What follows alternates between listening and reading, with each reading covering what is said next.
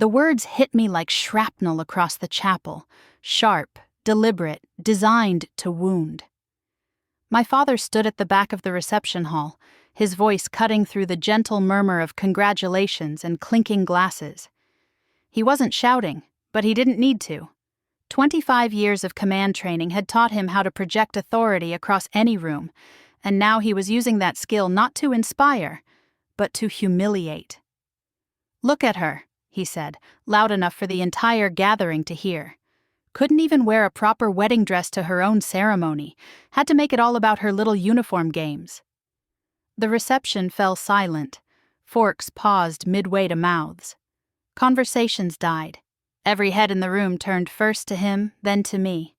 I stood there in my white navy dress uniform, 4 stars gleaming on my shoulders, ribbons earned through blood and sacrifice decorating my chest.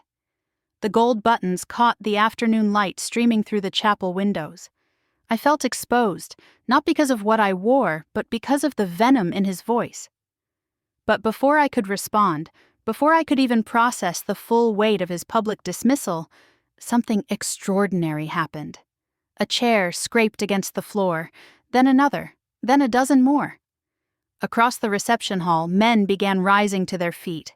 Not slowly, not hesitantly, but with the sharp precision of warriors who knew exactly what they were doing. One voice rang out clear and strong from the crowd. "Admiral, on deck!" And then it happened. Every Navy SEAL in that room, every sailor, every Marine who had served under my command, or alongside me in the darkest corners of the world, snapped to attention in perfect synchronization. 200 decorated warriors, men who had faced enemy fire and walked through hell itself, stood as one and saluted.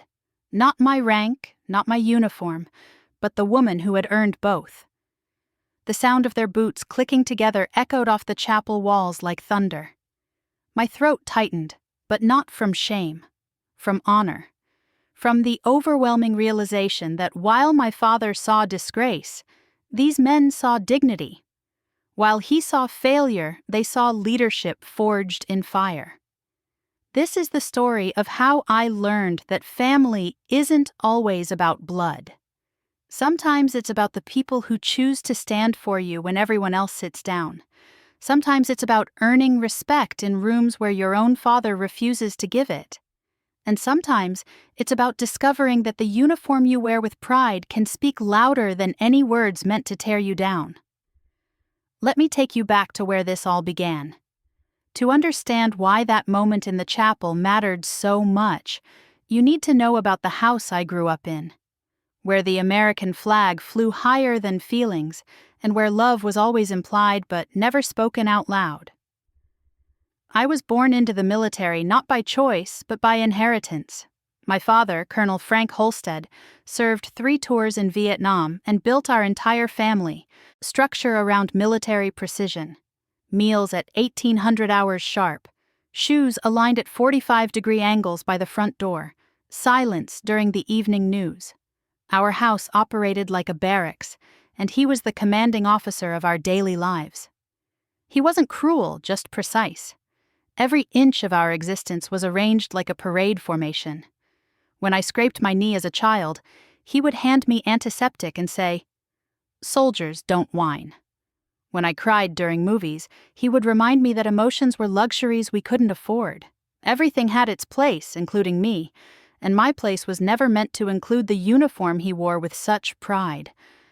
My father kept his medals in a glass case in his study, arranged with the same attention to detail he demanded from everything else in our lives. Bronze Star, Purple Heart, Combat Infantryman Badge. He called it his altar, and I wasn't allowed to touch it. Not because I might damage something, but because he made it clear early on that I would never be worthy of it. "You'll never wear these colors," he told me when I was 10 years old. We were at an Army-Navy game, surrounded by thousands of people in uniform, and his words cut deeper than any enemy fire ever could. "Leave the uniform to men who can handle the weight." I didn't cry that day. Even at 10, I had learned that tears were considered tactical failures in our house. Instead, I memorized every detail of the uniforms around me. The way the brass caught the stadium lights, the perfect creases in the dress whites, the quiet pride in the way these men and women carried themselves. If my father thought I wasn't worthy of wearing those colors, I would prove him wrong. My mother offered the only softness in our regimented world. She taught high school literature and would read me poetry at bedtime when my father wasn't around. Emily Dickinson, Robert Frost, voices that spoke of strength in gentleness and power in quiet determination. She called me her storm bird, wild and fierce, and maybe a little too strong for my own good. "Storms aren't meant to stay grounded," she would whisper when my father's criticism cut particularly deep. "Let the wind harden you, not break you." She was the bridge between his world of absolutes and my world of possibilities. When I told her I wanted to apply to the Naval Academy, she didn't flinch. She drove me to the recruiter's office herself, parking 2 blocks away so my father wouldn't see her car if he happened to drive by. The day my acceptance letter arrived, I was 18 and shaking with anticipation. I had worked for this moment through 4 years of high school, maintaining perfect grades while participating in every leadership program I could find. The letter felt like validation, like proof that maybe I was worthy of wearing the uniform after all. I brought it to my father in his study, that sacred space where his medals watched over stacks of military histories and tactical manuals. He read the letter 3 times before setting it down on his desk without a word. For a moment I thought he might be proud. For a moment I imagined he might finally see me as something other than a disappointment. Instead, he opened his desk drawer and pulled out a manila folder. Inside were applications to law schools, nursing programs, teaching colleges. Not a single one bore the anchor and eagle of naval service. "You're not cut out for the military," he said, his voice carrying the same flat authority he used to end all arguments. "This is how we build proper families." He didn't speak to me for 2 months after I declined his alternative path and confirmed my acceptance to Annapolis. Not a word. He canceled our standing Saturday morning breakfasts. He skipped my high school graduation party. The silence in our house became another form of discipline, one designed to show me exactly what defiance would cost. But even his silence couldn't diminish the pride I felt when I put on my midshipman uniform for the first time. The fabric felt like armor, the insignia like earned medals.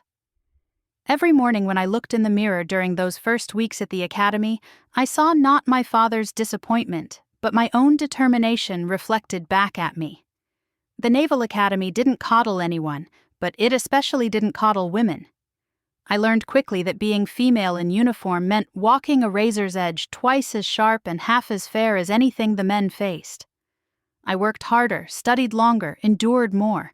Every day was a test not just of my knowledge or physical capability, but of my right to be there at all.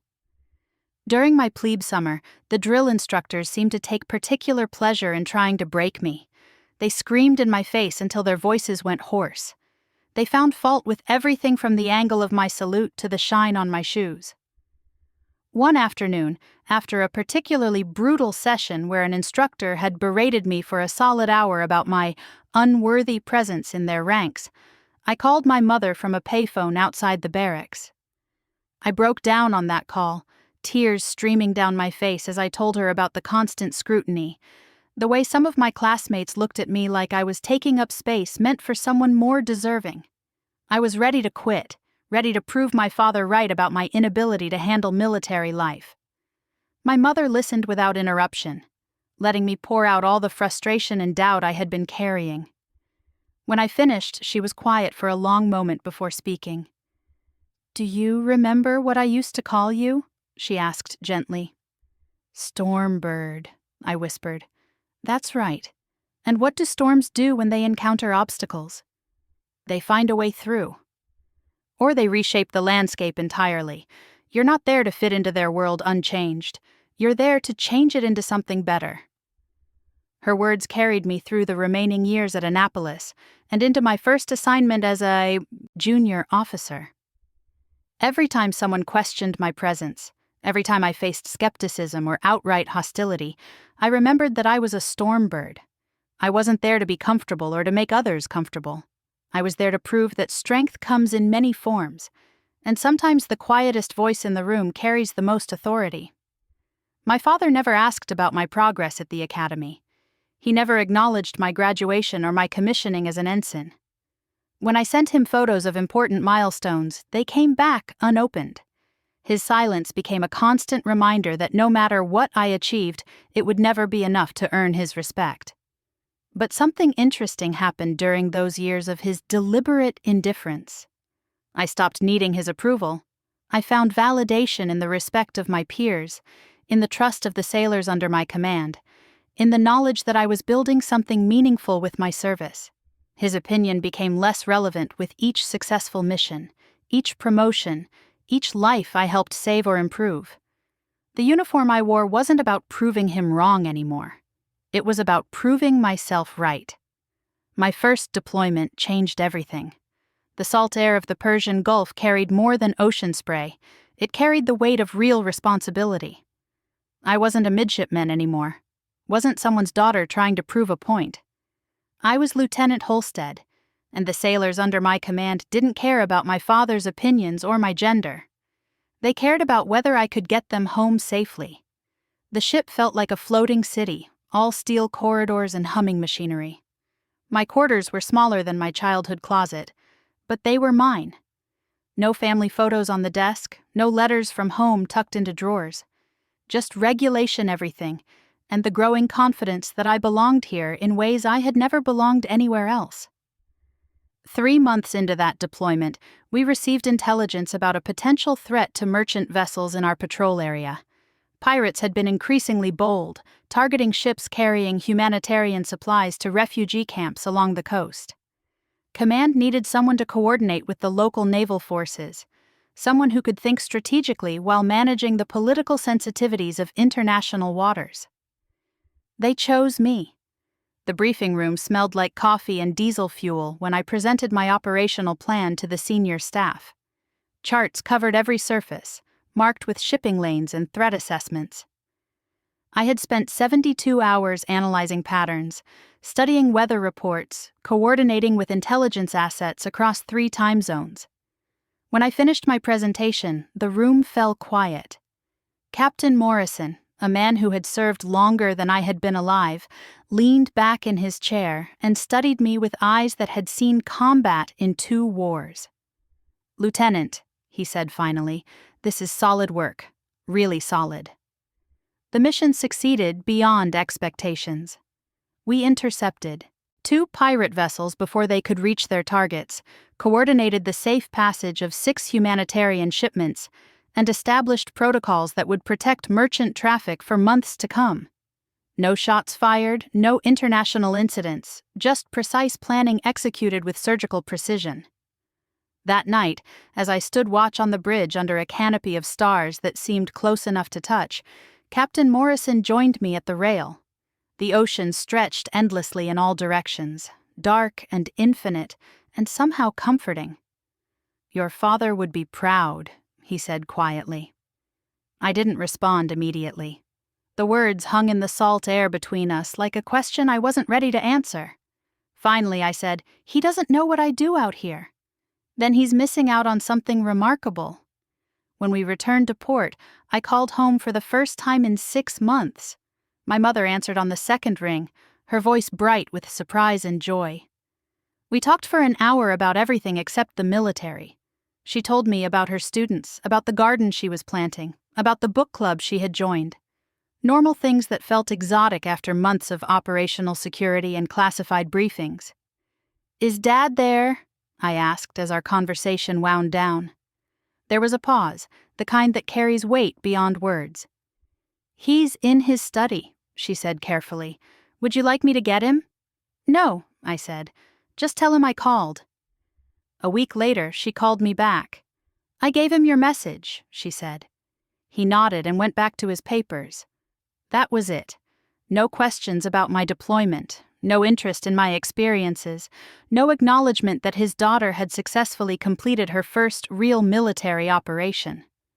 Just a nod, as if I had told him the weather forecast. but something had shifted inside me during those months at sea. His indifference no longer felt like rejection, it felt like irrelevance. I had found my own measure of worth in the trust of my sailors, in the success of complex missions, in the quiet satisfaction of work done well under impossible circumstances. My second deployment took me to the Mediterranean, where tensions were rising along several volatile coastlines. This time, I wasn't just coordinating operations, I was leading them. The promotion to lieutenant commander had come with increased responsibility and decreased tolerance for failure. The mission brief was classified, but the stakes were clear. Intelligence had identified a network smuggling weapons to terrorist cells operating in 3 different countries. The weapons were flowing through a complex web of shell companies, corrupt officials, and maritime routes that changed weekly. Our job was to map the network, identify key players, and provide actionable intelligence to special operations teams who would dismantle it piece by piece. I assembled a team of analysts, communication specialists, and reconnaissance experts. We worked out of a converted cargo container, on the deck of a destroyer, surrounded by computers, satellite feeds, and maps that looked like spider webs of interconnected threats. The work was painstaking, requiring patience and precision in equal measure. For 6 weeks, we tracked financial transactions, monitored radio communications, and analyzed shipping patterns. Slowly, the network revealed itself. We identified the money man in Cyprus, the logistics coordinator in Malta, the corrupt harbor master in Tunis who looked the other way when certain cargo containers passed through his port. The breakthrough came on a Tuesday morning when our communications specialist intercepted a coded message that revealed the location of the network's main weapons cache. Hidden in a warehouse district outside Palermo, the cache contained enough military-grade explosives to level several city blocks. I briefed the SEAL team that would conduct the raid, standing in front of a room full of men who had more combat experience than I had years of service. They listened intently as I outlined the intelligence picture, the layout of the target area, the timing of the operation. When I finished, their team leader, a chief petty officer with scars on his hands and ice in his eyes, asked a single question. "Ma'am, how confident are you in this intelligence?" I looked him straight in the eye. "I'd bet my career on it." He nodded once, sharp and decisive. "That's good enough for us." The raid went flawlessly. The SEALs neutralized the guards, secured the weapons cache, and captured 3 high-value targets without a single friendly casualty. Within 72 hours, follow-up operations had rolled up the entire network across 3 countries. Standing on the destroyer's bridge as we headed home, I watched the sun set over water that had carried civilizations for thousands of years. My satellite phone buzzed with congratulatory messages from commanders I had never met, praising the intelligence work that had made the operation possible. But the message that mattered most came from Chief Morrison, the SEAL team leader. "Ma'am," his text read, "that was some of the finest intelligence work I've seen in 20 years. If you ever need anything, you call me." That night, I tried calling my father. The phone rang 6 times before going to voicemail. I didn't leave a message. My mother called me back the next day. "He saw that you tried to call," she said. "I think he wanted to answer, but he didn't know what to say." "He could start with hello," I replied, unable to keep the edge out of my voice. She sighed, a sound that carried decades of trying to bridge the gap between 2 stubborn people she loved. "He's proud of you," she said quietly. "He just doesn't know how to show it." "Pride isn't something you hide," I said. "It's something you share." 3 years later, when my mother was diagnosed with cancer, my father finally called me directly. His voice sounded older, more fragile than I remembered. The conversation was brief, clinical, focused on treatment options and prognosis. He spoke like he was briefing a subordinate rather than talking to his daughter. She fought for 18 months with the same quiet strength she had brought to everything else in her life. I took leave whenever possible to be with her, sitting beside her hospital bed reading the same poetry she had shared with me as a child. During those long hours, she talked about regrets and dreams, about the pride she felt watching me build a career that honored both service and principle.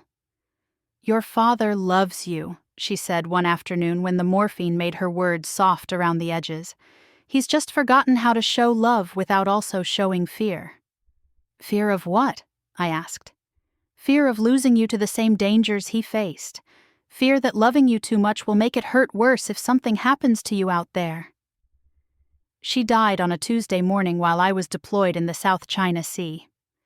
My father called me himself to deliver the news, his voice steady and professional even as he told me that the center of our family had quietly slipped away. I flew home immediately, arriving at the funeral home to find him sitting alone in the front row, staring at a casket surrounded by flowers that seemed inadequate for the woman they honored.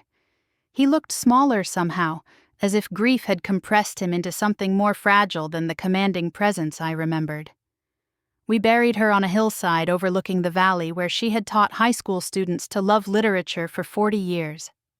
The service was simple, attended by colleagues and former students who spoke about her kindness, her wisdom, her ability to see potential in people who couldn't see it in themselves. I gave the eulogy in my dress uniform, not as a statement, but as the most honest representation of who I had become under her guidance. I talked about storm birds and quiet strength, about the difference between being tough and being resilient. When I finished, the crowd was silent, except for the sound of wind moving through the oak trees she had loved. At the graveside, my father and I stood on opposite sides of the casket, separated by more than just earth and flowers. After the final prayer, after the last handful of dirt had been scattered, after the other mourners had offered their condolences and departed, we remained there in the fading afternoon light. "She was proud of you," he said finally, his voice barely audible above the wind. "I know," I replied. "She told me. She tried to get me to see what she saw in you." "And what was that?" He was quiet for so long I thought he wouldn't answer. Then, without looking at me, he said, "Strength that doesn't need to prove itself." We walked back to our cars in silence, two people bound by loss and divided by years of misunderstanding. He drove away first, leaving me alone beside her grave as shadows lengthened across the hillside. That night, in my childhood bedroom that still smelled faintly of the lavender sachets she had tucked into every drawer, I made a decision. I would stop waiting for his approval. I would stop measuring my worth by his standards. I would build a career and a life that honored her memory and my own convictions, regardless of whether he ever understood or accepted my choices. The promotion to commander came 2 years later, followed by captain, then rear admiral. Each advancement brought new responsibilities, new challenges, new opportunities to lead and serve. I commanded ships, oversaw training programs, developed strategies that would keep sailors safe in an increasingly dangerous world. And through it all, my father remained silent. No congratulations, no questions about my work, no acknowledgement that his daughter had risen through the ranks to positions of significant authority and responsibility. The silence had become so complete that I sometimes wondered if he even remembered having a daughter in the military. But I had learned to find validation elsewhere, in the respect of my peers, in the trust of those under my command, in the knowledge that my service made a difference in ways both large and small. The uniform I wore carried the weight of every mission completed, every sailor trained, every crisis navigated with skill and integrity. When I met James, everything changed, not because he made me question who I was, but because he saw exactly who I was and chose to love that person completely. We met during a joint task force briefing at the Pentagon, both of us buried in classified documents and tactical assessments that would determine the fate of operations half a world away. He was a civilian contractor, a former intelligence analyst who had transitioned to private sector work after 12 years with the agency. While other contractors seemed intimidated by my rank or overly deferential to my position, James treated me like a peer from our first conversation. When I presented my operational framework for maritime interdiction protocols, he raised his hand and politely disagreed with my timeline estimates. "Admiral," he said, his voice steady and respectful, I think your 18-month implementation window might be optimistic, given the bureaucratic coordination required across 4 different agencies. The room went silent. Civilian contractors didn't typically challenge flag officers in front of their peers, especially not on matters of operational planning. I could feel the tension ripple through the assembled officers, waiting to see how I would respond to this breach of protocol. I looked at him carefully, studying the confidence in his posture, the intelligence in his eyes, the complete absence of arrogance in his challenge. "What would you recommend instead?" I asked. 24 months minimum, he replied without hesitation. And that's assuming optimal cooperation from all parties involved. I considered his assessment, running through the variables he had identified, weighing them against my own analysis. He was right, and more importantly, he was brave enough to say so in a room where being wrong could end careers. "Noted and agreed," I said. "Thank you for that perspective." After the briefing, he approached me as I gathered my materials. "I hope I didn't overstep," he said quietly. "You didn't," I replied. "You did your job. That's exactly what I need from the people on my team." Our first conversation over coffee lasted 4 hours. We talked about everything except work, discovering shared interests in history, literature, and the kind of old movies where the dialogue crackled with wit and intelligence. He had served in Afghanistan as a young analyst, processing intelligence reports in a windowless trailer while mortars fell around the perimeter. He understood the weight of decisions made in classified rooms, the burden of knowledge that couldn't be shared with anyone who didn't hold the proper clearances. "What made you leave the government?" I asked as our second cup of coffee grew cold. "I realized I was better at finding patterns than I was at being part of an institution," he said. "I could serve the mission more effectively from the outside." "And what made you want to work with the military again?" He smiled, the first genuinely warm expression I had seen from him all evening. "I missed being around people who understood that some things are worth the sacrifice." Our courtship was conducted in the margins of classified schedules and operational demands. Dinner conversations interrupted by secure phone calls. Weekend plans canceled when crisis situations required immediate attention. He never complained, never made me feel guilty for the demands of my position. Instead, he learned to read the subtle signs that indicated when I was carrying something I couldn't discuss, and he created space for that silence without making it feel like distance. 6 months into our relationship, I received orders for a 6-month deployment to the Pacific Fleet. The night before I left, we sat on his apartment balcony overlooking the Potomac, watching planes trace their paths across the darkening sky. "I'll understand if this is too complicated," I said, giving him an easy exit from a relationship that would require patience, trust, and the ability to love someone whose work would always compete for her attention. He took my hand, turning it over to trace the calluses I had earned from years of handling lines and equipment. "Do you know what I fell in love with first?" he asked. I shook my head. "The way you listen. Not just to words, but to everything underneath them. That's not something I'm willing to give up because of geography or schedules or security clearances."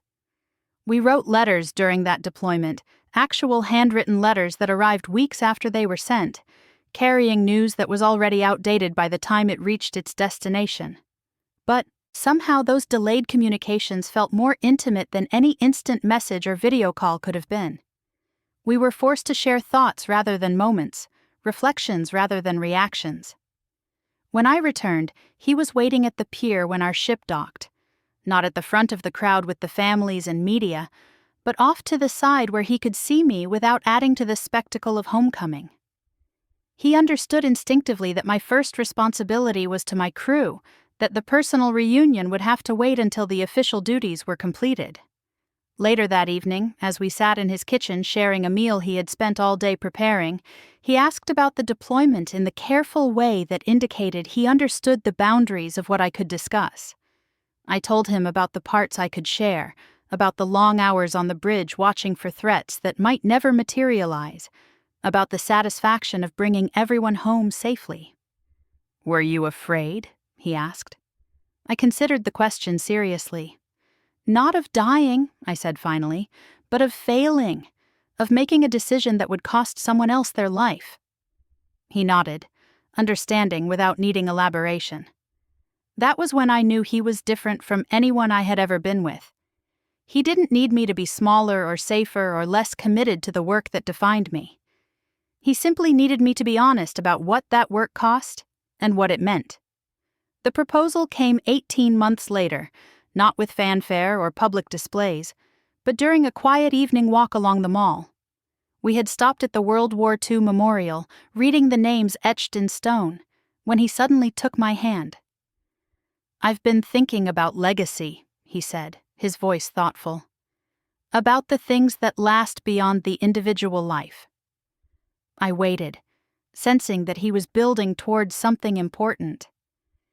"You've built a legacy of service that will outlive both of us," he continued. "But I'd like to build something with you that's just ours. Something that doesn't belong to the mission or the institution or anyone else's expectations." He pulled a small box from his jacket pocket, opening it to reveal a simple platinum band set with a single diamond that caught the light from the memorial's eternal flame. "Will you marry me?" he asked. "Not the admiral, but the woman who became one." I said yes, without hesitation, not because the proposal was romantic, but because it was true. He wasn't asking me to choose between love and service. He was asking me to bring both parts of myself into a partnership that could honor them equally. Planning the wedding became an exercise in diplomatic balance. James wanted something simple and private, I agreed, but my team had other ideas. When word spread through the SEAL community that I was getting married, the invitations started arriving unbidden. Men I had served with, commanded, and occasionally saved, began reaching out to ask about dates and locations. "Ma'am, Chief Petty Officer Martinez called to tell me, we're not asking for invitations, we're asking for coordinates." "This is supposed to be a small ceremony," I protested. "With respect, Admiral, you've been family to a lot of people who don't have anywhere else to go for ceremonies like this. We're not trying to take over your day. We just want to be there when you take this step." I discussed it with James that night over dinner. "They want to come," I told him. "All of them." He smiled, the expression warm and understanding. "Then they should come. This isn't just about us anymore. It's about the family you've built in the service."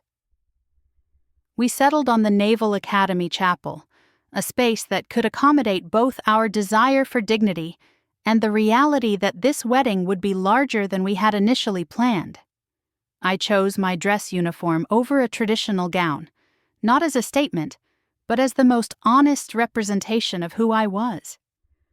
The white fabric felt appropriate for a wedding, while the insignia and ribbons honored the path that had brought me to this moment. The morning of the ceremony, I stood in my quarters at the academy, adjusting my collar tabs and ensuring that every detail of my appearance met the standards I had maintained throughout my career. My reflection in the mirror showed a woman who had earned every piece of metal on her chest, every star on her shoulder, every line around her eyes that spoke of decisions made under pressure and responsibilities carried with honor. My phone buzzed with a text message from a number I didn't recognize, though the words were immediately familiar in their cutting precision. "You're wearing a uniform to your wedding. Disgraceful." I stared at the message for a long moment, recognizing my father's handiwork, even without his name attached. After 20 years of silence, this was how he chose to communicate, not with congratulations or best wishes, but with judgment delivered from a distance, designed to wound without requiring him to face the consequences of his cruelty. Instead of anger, I felt something closer to clarity. This was who he was, and this was who I had become despite him. I deleted the message and finished my preparations, focusing on the ceremony ahead and the people who had chosen to celebrate this moment with me. The chapel was fuller than I had expected. The pews held not just the SEALs and sailors I had served with, but also Academy classmates, fellow officers, and civilian friends who understood the significance of this day. James stood at the altar in his navy blue suit, his expression calm and proud as he watched me approach. But it was the moment when I stepped through the chapel doors that everything changed. The assembled congregation rose to their feet in a single motion, and a voice from somewhere in the crowd called out, "Admiral on deck!" The response was immediate and thunderous. 200 voices joined in perfect unison, acknowledging not just my rank but my presence, my service, my right to be honored in this space at this moment. The sound echoed off the stone walls and stained glass windows, creating a moment of recognition that felt more sacred than any religious ceremony could have been. I walked down the aisle with my head high, not because I was trying to make a statement, but because the people around me had reminded me of something I had temporarily forgotten. Respect isn't inherited or demanded. It's earned through service, sacrifice, and the quiet accumulation of moments when you choose duty over comfort, mission over self-interest, truth over convenience.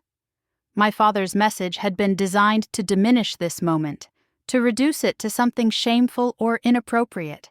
Instead, it had highlighted the difference between the family I was born into and the family I had chosen through service. One saw disgrace where the other saw honor. One offered judgment where the other provided support. As I reached the altar and took James's hands, I realized that this ceremony wasn't just about joining my life to his. It was about publicly acknowledging the community that had sustained me through every challenge, every deployment, every moment when the cost of service seemed too high to bear. The chaplain began the ceremony with words about commitment and sacrifice, themes that resonated differently in a room full of people who had made similar commitments to causes larger than themselves. When he asked if anyone objected to this union, the silence was profound and supportive, the kind of quiet that speaks of unanimous agreement rather than mere absence of opposition. Our vows were simple but weighted with meaning that came from understanding what we were promising each other. James vowed to support my service while building a life that honored both our individual purposes and our shared values. I vowed to bring the same commitment to our marriage that I had brought to my military career, understanding that both required constant attention, honest communication, and the willingness to put the mission above personal convenience when circumstances demanded it. When the chaplain pronounced us husband and wife, the congregation erupted in applause that seemed to shake the very foundations of the chapel. But it was the moment immediately afterward that I will remember for the rest of my life. As James and I turned to face our guests, Chief Martinez stood up in the front row and called out, "3 cheers for the Admiral!" The response was immediate and overwhelming. "Hip, hip, hooray! Hip, hip, hooray! Hip, hip, hooray!" The voices of 200 warriors filled the sacred space with a celebration that honored not just this moment, but every moment that had led to it. That day taught me something my father never could. Respect isn't something you inherit through bloodlines or demand through authority. It's something you earn through service, sacrifice, and the countless quiet moments when you choose duty over comfort. While he saw disgrace in my uniform, 200 warriors saw honor. While he offered judgment, they provided support. Years later, my father and I would find our way to an uneasy peace, built on mutual recognition rather than approval. But that day in the chapel, surrounded by the family I had chosen through service rather than birth, I learned the most important lesson of my military career. True family stands up for you when it matters most, and sometimes the uniform you wear with pride speaks louder than any words meant to tear you down. If this story moved you, if you've ever had to choose between other people's expectations and your own truth, share your thoughts below. Sometimes the greatest victory isn't proving someone wrong, but proving yourself right.